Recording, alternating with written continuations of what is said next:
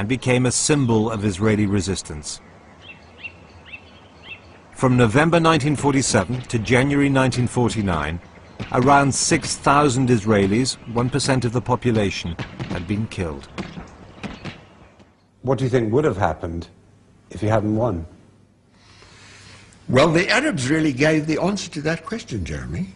When someone said to them, but what happened to the Jews once you overrun them? He says, there won't be any Jews. They will have been drowned in the sea. And I have no doubt that it really would have been a Holocaust. One estimate is that around 15,000 Arab soldiers and civilians were killed. Defeat made the Arab world even more unstable. There was no balance between the forces of Israel and the forces of the Arabs. Because in wars you don't only depend on the number of soldiers or the number of tanks. You have also to have political force, and you have to have a unity among those who are going to war. Unity did not exist among the Arab states. Since 1948, the Israelis have built a modern state, the region's superpower, a homeland for the Jews. Palestinians believe it's all come on the back of their loss, and that troubles some Israelis too. I have no doubt that the Arabs' deportation also helped the state of Israel. The truth should be said. It helped us because hundreds of thousands fled and new immigrants settled into their villages and towns. It's difficult to say, but this did happen. We didn't ask for it, but it happened nonetheless. On the other hand, the situation of an ongoing war, day after day, for 60 years, big wars with names, small wars with no names, the 1948 war is yet to end.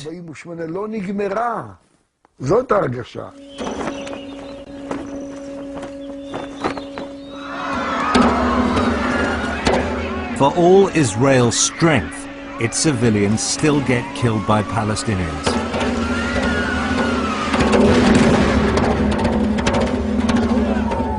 And with their civilians dying too, Palestinians believe that what they call the Nakba, the catastrophe of 1948, has never ended.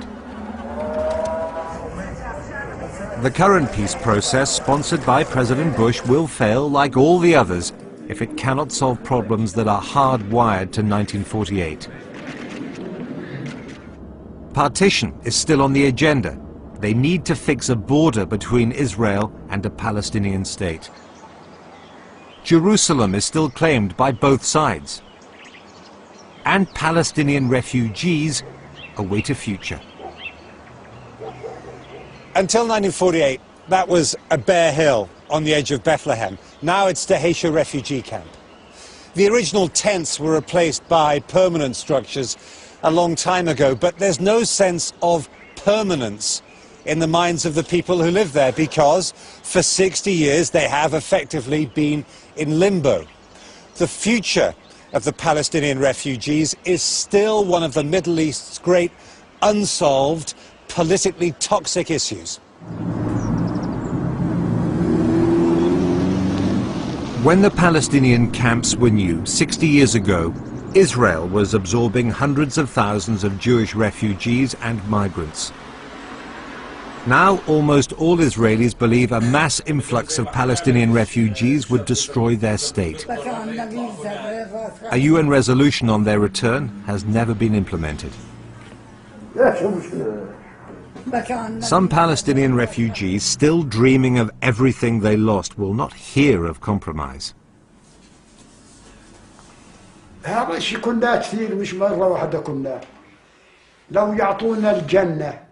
We said it more than once. Even if they give us heaven, we will not give up on our country. If they give us enough gold to fill this room, we will decline everything. Impossible. I will die and die a heretic. If you take £1 million in gold for an inch of Palestine, you die as a heretic. Not a Muslim, not a Christian, not a Jew, a heretic, and you go to hell. يموت كافر من مرة ولا جهنم. And even though most Palestinians do accept that they will live alongside Israel, memory and history stand on every street corner. My father has built here. You know, I feel my father, he was denied to live in, and he was dispossessed to live in this beautiful house. It's been now 60 years for most of the people. There are weaknesses. You want to advance, and I would want very much to compete and advance as much as the Israelis have advanced. But I'm a Palestinian. My land has been robbed by the Israelis. We want them to have a state of their own, fair, independent, friendly. And they want it too. There is no division in our destinies. Our problem from our side is their division within themselves and their weakness. Others believe the main problem is that Israel is still expansionist, breaking international law by settling Jews on occupied land that Palestinians say is theirs. They don't want to give up territory. They want to squeeze the Palestinians. They want to take as much territory as they can and give the Palestinians as little as they can, which would not be conducive to a solution, a self-sustaining Palestinian state. 60 years ago, Arab propagandists boasted they would push the Jews into the Mediterranean. Plenty of Israelis suspect that's still something Palestinians would like to do. Had they accepted in 1947 their part, half of Palestine, the mandate, we would have two countries since then and no conflict. But what they wanted is the whole country.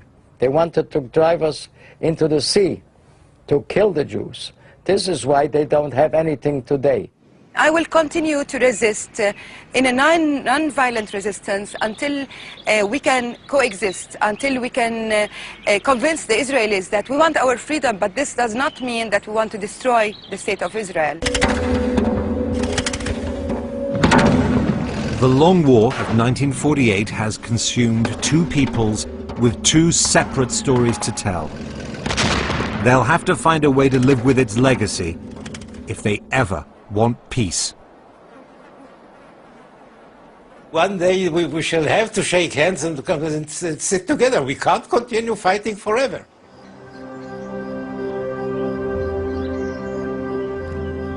We can't continue killing and killing and killing. There must be an end to it.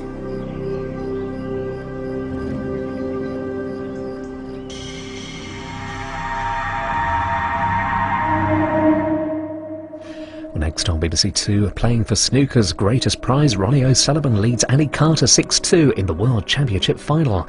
And medieval myth-busting on BBC 4, Terry Jones takes issue with the romantic idea of the knight in shining armour.